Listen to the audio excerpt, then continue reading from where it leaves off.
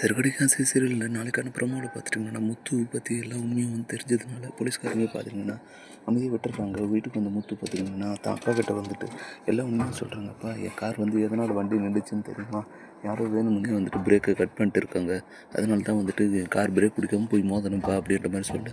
ஏன்டா நீ தாண்டா சாவியை வச்சுருக்க, நீ தான் திறக்கிற, அப்படி இருக்கும்போது யாரா பிரேக் வயரை கட் பண்ணியிருப்பாங்க அப்படின்ற மாதிரி சொல்லு. அதுதான் யாரும் தெரியலப்பா, ஆனால் யாரோ இந்த வீட்டில் இருக்கிறவங்க ஹெல்ப் பண்ணியிருக்காங்க அப்படின்னு சொன்ன உடனே ரோஹினி பார்த்திங்கன்னா எங்கே நான் கண்டுபிடிச்சிருவாங்களோன்னு சொல்லிட்டு முத்து எனக்கு என்ன தெரியும், நான் என்ன வண்டியில் சாவியை வந்துட்டு எடுத்து கொடுத்தேன்னா அங்கே ஆணில் மாட்டி வச்சுக்கிறேன்னு எனக்கு என்ன தெரியுமா அப்படின்ற மாதிரி சொல்லு.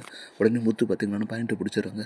நாங்கள் ஆணில் மாட்டி வச்சுக்கிறேன்னு சொல்லவே இல்லையா, அதுவும் இல்லாத உங்களுக்கு நான் பேசவே இல்லையே, அப்படி இருக்கும்போது நீங்களும் ஏன் வந்துட்டு இது பண்ணுறீங்க, அப்போ நீங்கள் தான் இது பண்ணியிருக்கீங்க அப்படின்னு சொன்ன உடனே ரோஹினி பார்த்திங்கன்னா எங்கடா உண்மையை முடிச்சிருவாங்கன்னு உண்மையை பயந்துடுறாங்க.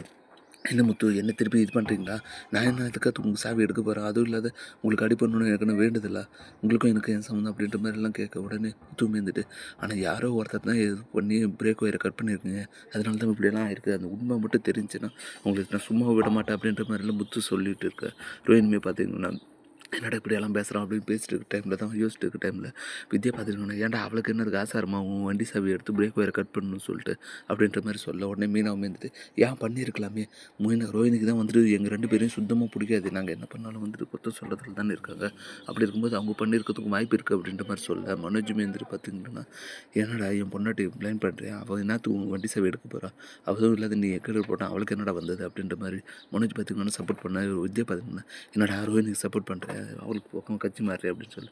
இல்லைம்மா நான் உண்மையை சொல்கிறேன் அப்படின்னு சொல்லு, நீ ஒன்றும் பேசாத, அவன் சொல்கிறதுன்னு நியாயம் இருக்குது அப்படின்ற மாதிரி வித்யா பார்த்திங்கன்னா முத்து பக்கம் சப்போர்ட் பண்ண. இதை பார்த்த உடனே ரோஹினி மேந்துட்டு பார்த்திங்கன்னா ஐயோ எல்லாமே வந்து என்ன இது பண்ணுறாங்களோ உண்மையை கண்டுபிடிச்சிருவாங்களோ அப்படின்னு சொல்லிட்டு ரோஹினி பார்த்திங்கன்னா எப்படி ஒன்று சமாளிக்க பார்க்குறாங்க. இப்படி தான் வரப்போகிற எபிசோட் வந்து போகுது.